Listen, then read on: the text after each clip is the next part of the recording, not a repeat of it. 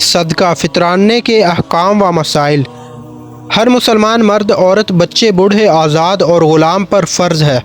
Number 2، روزے میں انسان سے جو کمی کوتاہی ہو جاتی ہے، فطرانے سے اس کی تلافی ہو جاتی ہے، نیزہ مسکین کے کھانے کا انتظام بھی ہو جاتا ہے۔